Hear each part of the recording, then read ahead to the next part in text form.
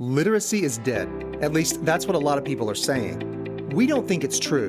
We do, however, think literacy is about to look different, a lot different. For many people, the words "the end" signify either satisfaction or sorrow. What happens after the end? How do words become catalysts for progress and advancement? Join us today for the Afterword, a conversation about the future of words. Hi, I'm Amy Boland, literacy specialist, writer, and college instructor. And I'm Holland Webb, a full-time writer and editor. And this is the Afterword. The Chinese word for crisis comes from two characters, fear and opportunity. It's often through perspectives about life experiences that we learn and grow the most. Will challenges in our lives lead us to opportunity, or will fear keep us trapped? You know, we're talking today about the impact that story has on perspective and disability. According to the United Nations, around 10% of the world's population, or 650 million people, live with disability. They are the world's largest minority. And the global literacy rate for adults with disabilities is as low as 3%, a rate which falls to 1% for women with disabilities. But there's some effort to represent people with disabilities in literature and in visual media. What are the literary works out there that support and represent people with disabilities in ways that bring positive perspectives? So today we're going to have a conversation about how disability is represented in literary works and why this is so important in giving voice to those who experience disability, and then how words can help move crisis into opportunity. Today, our guest panelists are Dr. Julia Wilkins and Hartley and Lucy Plyler. Julia Wilkins is an associate professor of education at Presbyterian College in Clinton, South Carolina.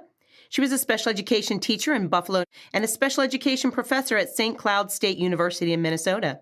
She is the author of the book Group Activities to Include Students with Special Needs, as well as journal articles on the portrayal of characters in children's books and using children's books to broaden students' understanding of disabilities. Julia, we welcome you to the Afterword. I'd love for you to share a little bit about what you're working on at the moment. Okay, thank you for having me. Right now I'm reviewing children's books that feature characters with disabilities and developing guidelines that teachers can use in selecting books to use and read aloud for elementary age children. Wonderful, thank you. Lucy Plyler, one of our other guests, is a social worker for the blind covering Cleveland County, North Carolina. She oversees two programs through the North Carolina Division of Services for the Blind and has been in this position since March of 2008. Lucy has been a social worker in various capacities for the last 30 years, including inpatient psychiatric care for children and adolescents, hospice, and case management for adults with disabilities. We're also joined by Hartley Plyler, Lucy's youngest daughter, who is a recent graduate of the Clemson LIFE program, a post-secondary program for students with intellectual disabilities. In her second year at Clemson LIFE, Hartley was the Clemson women's basketball manager. This was by far one of the highlights of her year there. She was also inducted into the Sigma Kappa sorority, where she's gained many lifelong friends and sisters. Lucy, would you and Hartley please share a bit about what you're working on at the moment? Sure. Hartley and her dad have started a donut business in the Clemson area. And this donut business actually started in 1972 in Forest City, North Carolina, when a businessman lost his vision due to diabetic retinopathy. And the state of North Carolina, the agency that I actually work for, as well as the Lions Club in his county, helped him set up this donut business. And it helped him to provide for himself and his family. So they thought that bringing Davis Donuts Clemson to this area would be a great idea because their specialty is an orange twist. And, you know, everything about Clemson is orange. Go Tigers. Yes, go Tigers. So just kind of getting off the ground right now. They've been working on this for about 6 months. And we're hoping that we will be going full-time by the end of February. That's the goal. Wow, that's amazing. And what a great backstory to Davis Donuts and how they've come to Clemson. That's exciting. Hartley, anything else you want to share that you're doing at Clemson? I'm selling donuts with my dad every weekend and keeping busy with that. She goes to every women's basketball game that's at home. Sounds like you've got a really busy schedule then. I do. Well, we thank you all for taking time to be with us tonight. So I'm going to start in with some questions. And Julia, I'm going to direct this first question to you. And then maybe just also I'd love to hear Lucy and Hartley some ideas from you as well. But Julia, what is the essential piece of information we need to understand and how disability is represented in literary works? Okay, well, I've got most of my experience is with children's books, so I'll give you one example from an award-winning children's book. It's called My Friend Suhana by Shayla Abdullah, and it was published in 2014. And it's told from the perspective of a girl who's friends with Suhana, who has cerebral palsy. And this is how the book opens. She does not answer when I call her. She does not play tag or hopscotch with me. And she does not ride a bike. We have never had a play date. But for 1 hour each week, I get a chance to rock her in my arms and imagine that she is my special friend. So the book opens by describing everything that Suhana can't do because she has cerebral palsy.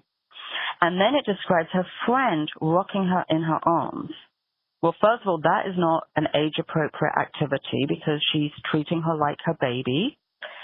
And that's one message that we need to get away from. Adults with disabilities don't want to be treated like children, and children with disabilities shouldn't be treated like babies.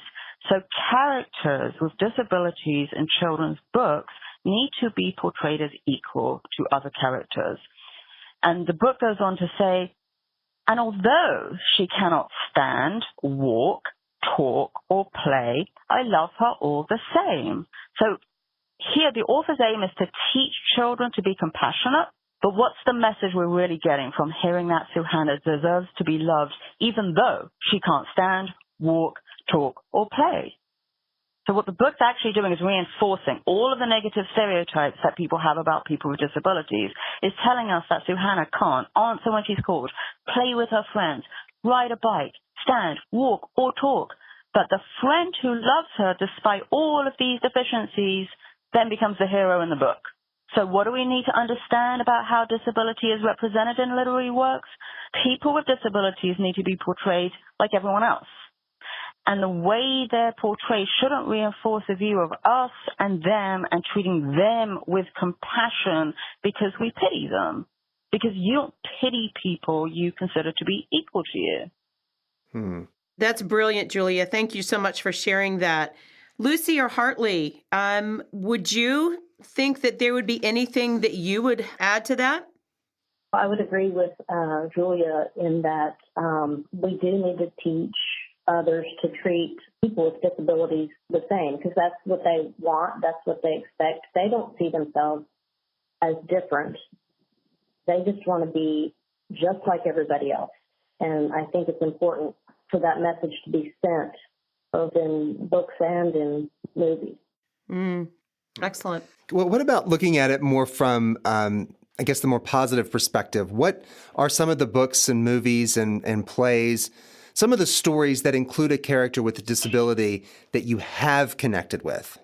Some of the books that she really has enjoyed and still enjoys is the Junie B. Jones series. Yes, I love those. Yes, she does too. And I don't know that she has a disability. I don't think that's ever identified, but she was definitely singled out a lot. And I think that Hartley was able to identify with her because she was oftentimes singled out in the classroom, not only by her peers, but also by her teachers. She loves Diary of a Wimpy Kid, still enjoys those today.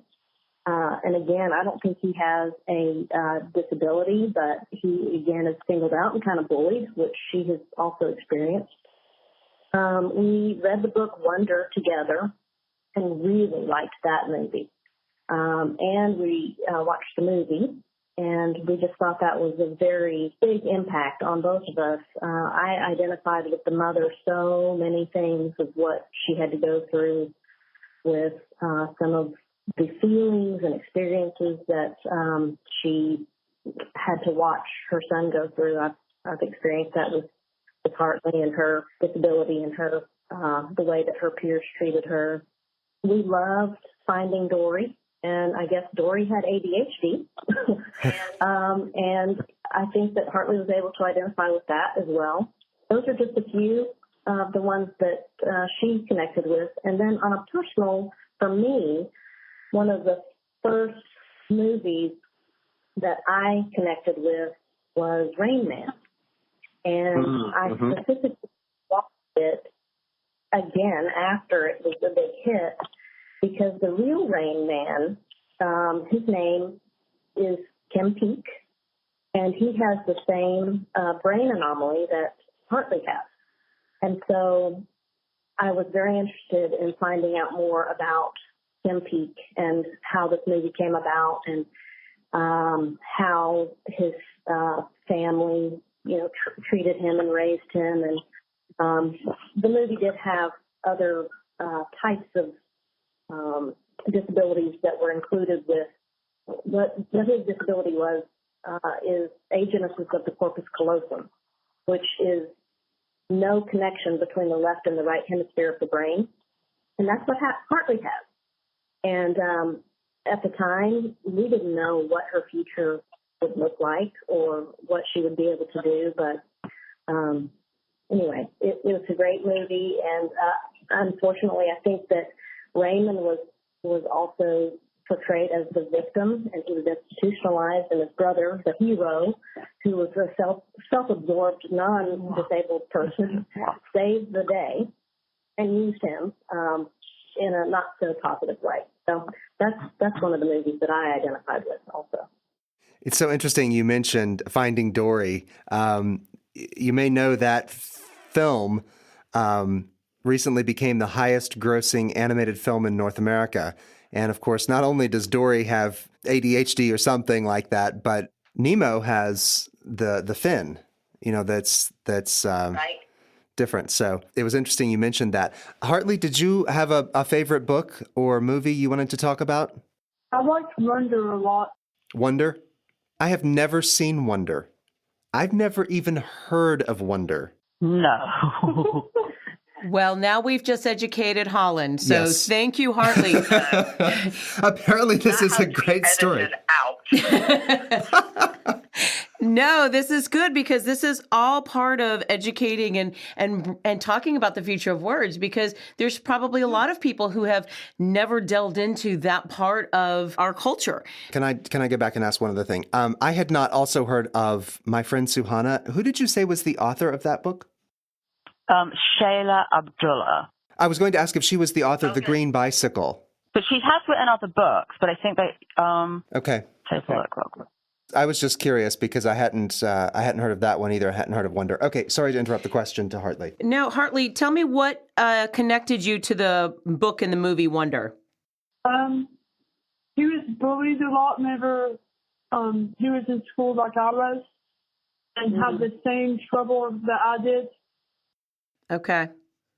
So do you feel like the movie was maybe positive in helping people understand people with disabilities? Yes. Okay. What did it do for you when you saw this positive experience? Like the movie does end up pretty well, right? Yes. How did that make you feel watching this movie? Did that help you with dealing with some of the things you've had to deal with? It did. That's great. I think also, Amy, that, Hartley doesn't have a facial deformity, but there were some times that she recently had jaw surgery, so that has been corrected. But there were times that her friends, peers, people who didn't know her would stare, make comments. And so she was able to identify with some of the same circumstances, situations that he was experiencing in school. People staring, people talking about her, those types of things. So I think that's really what connected her with him. Yeah, that makes a lot of sense. Julia, did you want to chime in with books or movies that you wanted to bring up that are positive representations of people with disabilities? well, like I said, all my examples are like children's books. I do have examples for some later on question, but otherwise I would just be children's books. Well, right. Well, I was interested really because I think that when you were answering that question, Lucy, what you said was Junie B. Jones, and, well, she doesn't really have a disability. And then Diary of a Wimpy Kid, and, well, he doesn't really have a disability either. I mean, they are books that portray people who are different, but portraying a character with a disability, I don't know if we've actually hit a book that does that, have we? No, but we're going to get there. Okay. Yeah, and I think those books also kind of reinforce what you were talking about, Julia, is that children want to be equal to others. And having a book that doesn't necessarily single them out as different, like a Junie B. Jones or a Diary of a Wimpy Kid, is a positive.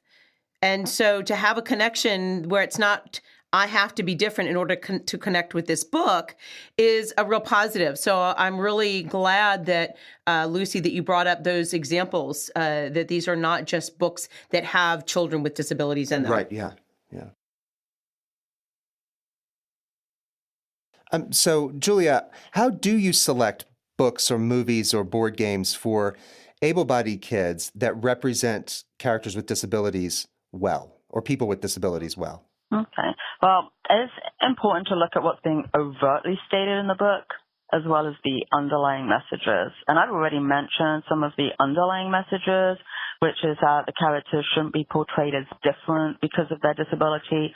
Their disability should be presented as just one aspect of who they are. In the same way, they may be Latino or male or an athlete or an artist, right? There needs to be more to the character than their disability. And children need to be interested in the character because of who they are across the many dimensions of their identities, as well as the activities they engage in the book. So they should be shown doing fun and exciting things, and students should be able to connect with the characters because they share similar interests, like playing basketball or painting, or be curious about the characters because there's something interesting about their lives that they're unfamiliar with, like the fact that they live in a different country. So unless the aim of the book is specifically to teach children about the characteristics of a disability, the fact that the character has a disability should just be seamlessly woven into the story. So I look for a book that has an interesting storyline, good illustrations, and where students can learn something about the character with a disability without the focus on the disability being the overriding theme in the book. Lucy, did you want to add to that? Well, I can't say that I specifically look for books or movies or even games geared towards Hartley. I just, whatever looks fun or that interests her.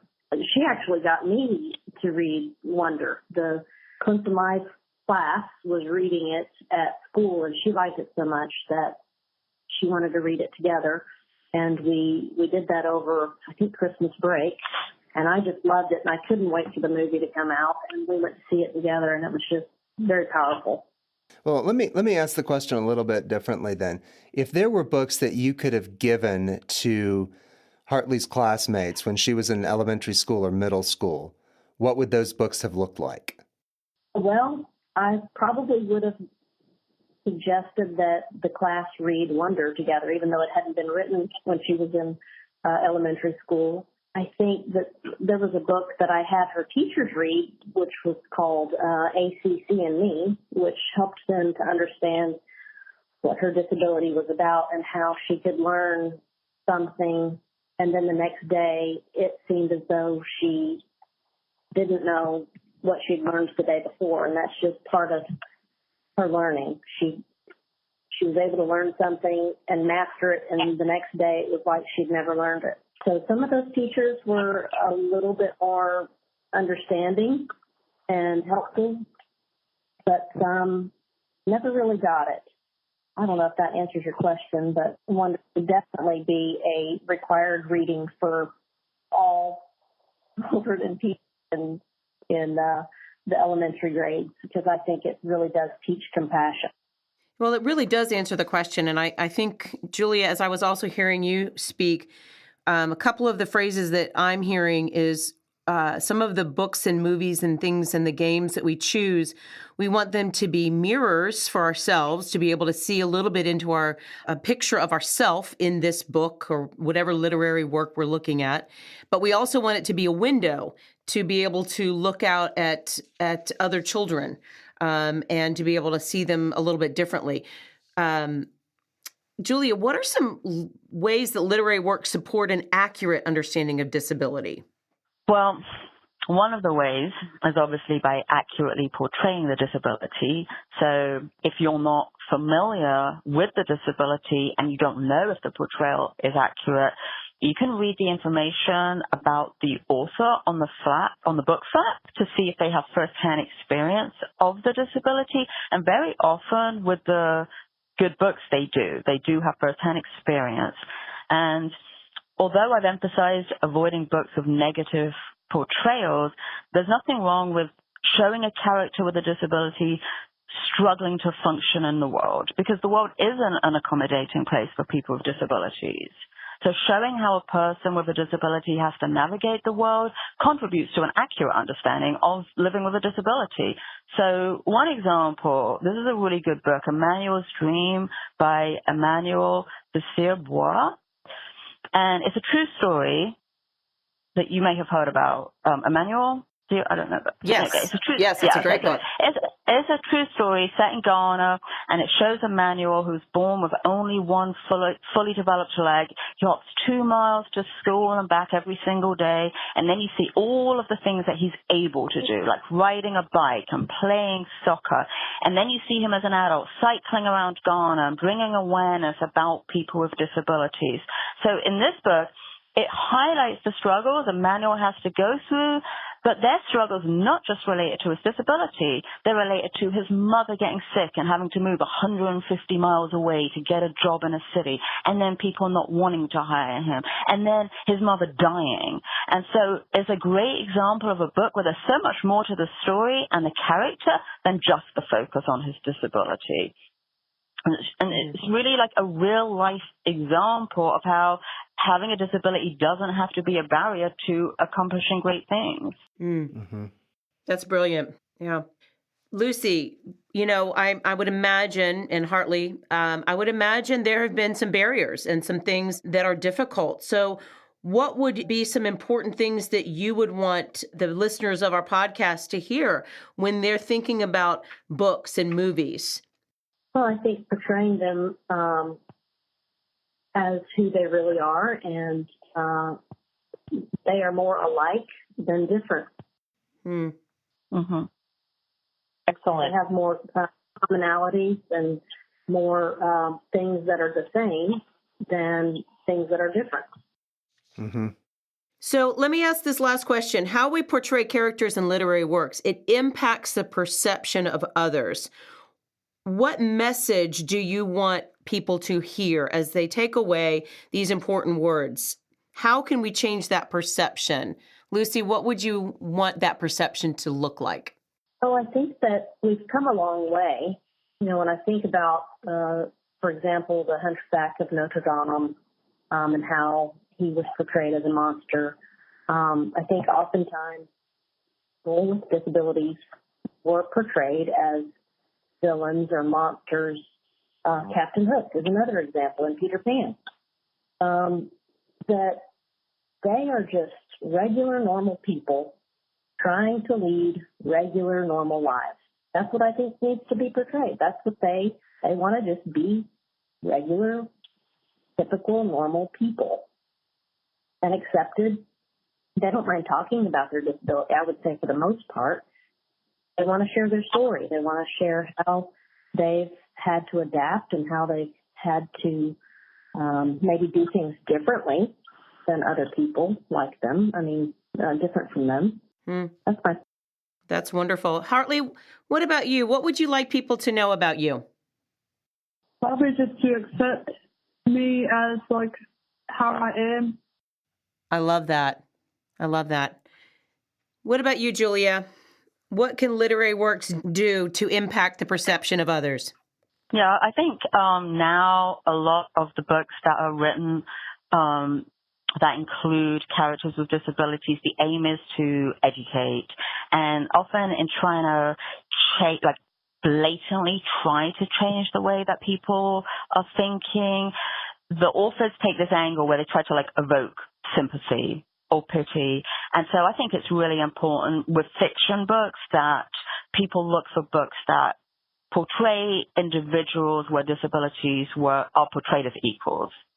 Okay. And with nonfiction books, it's important to show realistic experiences of people's lives, and then also to choose books where they're focused on things that people have accomplished as people with disabilities, so they can see that really just positive depictions with real life examples. That's brilliant. That's brilliant. This is a fascinating conversation, and we're going to continue it on the next episode. If you are listening to us, don't forget to subscribe to the afterwordpodcast.com to find out what we're doing from week to week, and to like us on iTunes or wherever you get your podcasts. We'll see you next week on the next episode.